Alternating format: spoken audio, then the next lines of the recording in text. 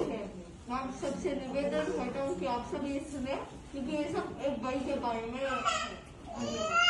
लगभग 1932 से 1933 तक आजादी से पूर्व उनका जन्म हुआ। जन्म स्थान राजस्थान में चितंबा था।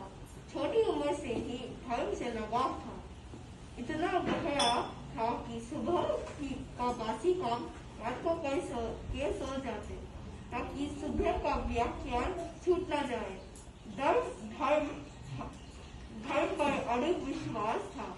कभी स्कूल नहीं देखा, लेकिन बुद्धि की दिव्यता इतनी अनुशासित थी कि माता सुनते सुनते अनेक गीत, सपना, ढाल, कहानियां आदि से कई बात थी। अनुशासित इसलिए कहा क्योंकि अपने संपूर्ण जीवन में एक छोटे से पेपर के टुकड़े को भी जानते हुए ठोकर नहीं मारी। ज्ञान के सदुपयोग से ज्ञान में वृद्धि होती है। बचपन में ही इस देवता को मानती थी। देखो हुआ अपने कृत कर्म के कारण उनको अपने छोटे बच्चों के साथ बेघर होना पड़ा। कई दिनों तक वह एक छोटे से कमरे में अपना जीवन बहुत कठिनाई और दुखद अवस्था में व्यतीत हुआ, लेकिन फिर भी दृढ़ता से जीवन जीने का लक्ष्य नहीं छूटा। गांव में भूतों की हवेली के नाम से एक छोटा सा खंडर था। केवल नाम सुनते ही लोग डरते थे। रात को दूर दिन को भी उसके निकट नहीं निकलते थे।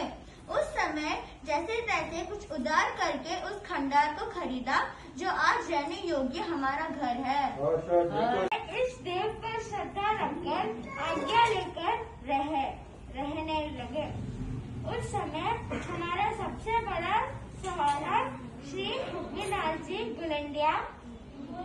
गौड़िया नवासी ने दिया, जो मेरे दादाजी के कहनाई हैं, जिनके परिवार यहाँ बेंगलोर में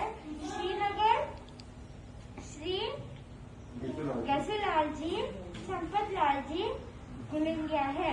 कुल 9 अमजाद हुए, 2 की बाल अवस्था में मृत्यु हो गई और बाकी 4 भाई और 3 बहनें बहुत ही कम उम्र में उन्होंने अपने बच्चों को दशावर बेंगलोर भेज दिया। कठिन परिस्थितियों के कारण और एक भाई को सूरत भेज दिया। थोड़ी परिस्थितियां सुधरी और दादाजी बीमार हो गए और चल बसे। फिर सूरत का व्यापार कौशितल आ गया। दादाजी के जाने के मात्र 10 महीने बाद श्री नरेश कुमार जी का स्वर्गवास हो गया। इससे जीवन की नींव टूट गई। आज भी सिंहा समान सहारा बनकर घर को एक ही डोर में सच कर रख दिया। हर कठिन समय में सरल बनके प्रेरणा देती थी। उनकी प्रेरणादायक वाक्य आज भी कानों में गूंजती है, जैसी दगा किसी का सगा नहीं होता, तो जो कोयला खाएगा उसका मुंह काला हो जाएगा।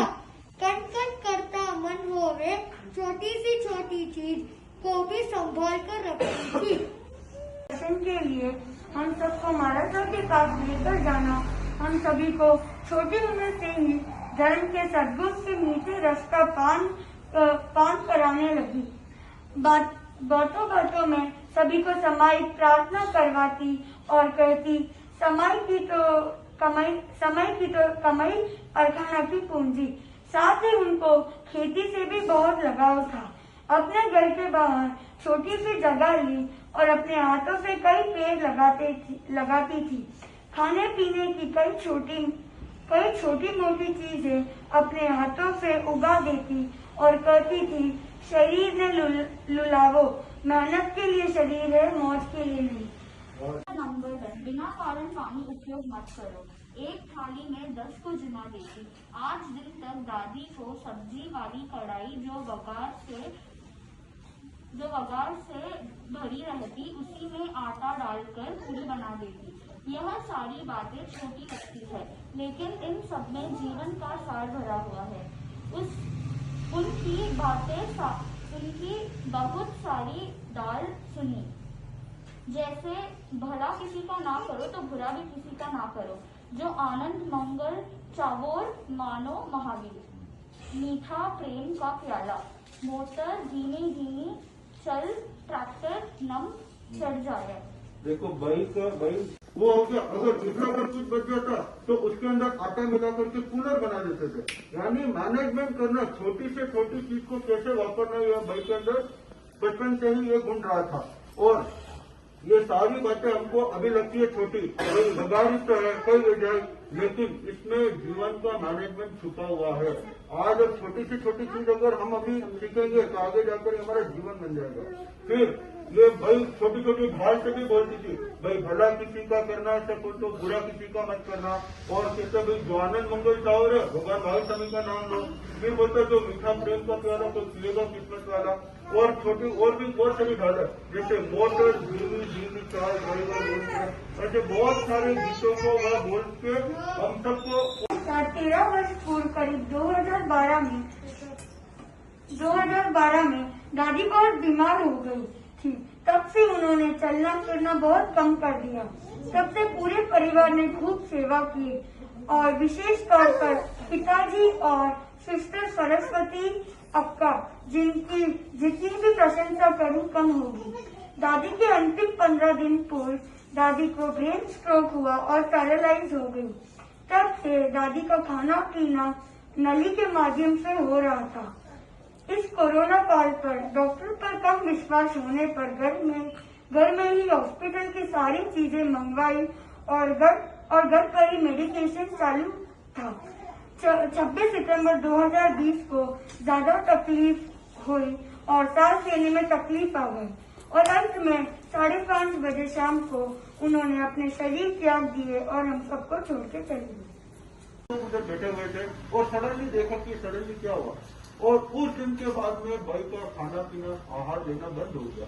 फिर डॉक्टर को बुलाया और उस समय कोरोना का समय चल रहा था, तो डॉक्टर के पास जाने में सबको डर लगता था। क्यों? वहाँ पर कोरोना का समय, तो डॉक्टर की जितनी व्यवस्था डॉक्टर हॉस्पिटल में होती थी सब इधर ही हम लोगों ने कर दी। इधर करने के बाद में लगभग 15 दिन तक भाई हमारे साथ में रही और वो 15 दिन में मात्र नली के माध्यम से भोजन लेती थी। और 15 दिन के बाद हम सबको छोड़ करके चले गए। उसके बाद में आगे क्या होता है, क्या हो गया आपका? हाँ, फिर वो को लेकर एक उन्हीं से सुना गीत हम सब सुनाने चाहते हैं। देखो भाई बोलो भाई थाने गाना ही कराया, थाने गाना ही सुनाया, थाने ऊंचा गाना चढ़ाया। माँ बापा ने समामती बोलो भाई राम, अमृता में देर मती बोलो भाई राम। माइत आना माए सुता, खाने सूखा में सुनाया, खाने खूब लाड लगाया। माँ बापा ने समामती बोलो भाई राम, अमृता में जेर मती बोलो भाई राम। खाने माइत लागे खाली, खाने माइत लागे खाली, खाने लागी परनी प्यारी। माँ बापा ने समामती बोलो भाई राम, अमृता ने जय मती बोलो भाई राम। कर ले माँ बापारी सेवा, कर ले माँ बापारी सेवा, खाने मलसी आगे मेवा। माँ बापा ने समामती बोलो भाई राम, अमृता में जय मती बोलो भाई राम। जय जिनेन्द्र। ये भाई से सुनी हुई सारी छोटी छोटी चीजें हैं जिनको भी अपना जीवन सुधारना है। भाई तो आज हमारे बीच में नहीं है, लेकिन ये छोटे छोटे वाक्य सुन करके अपने जीवन में अपनाएंगे तो हम यहाँ पर भी सुखी रहेंगे और आगे भी सुखी बनेंगे। इन्हीं मंगल भावनाओं के साथ सभी को सादर जय जिनेन्द्र। ये जो प्रोग्राम है इन सब बच्चों की उत्सुकता थी कि भाई हमें कुछ करना है। दादी को भली छोटी अवस्था में देखा, किन्नर बड़ों में देखा है और सबकी इच्छा थी कि भाई कुछ न कुछ दादी के बारे में बोलना है।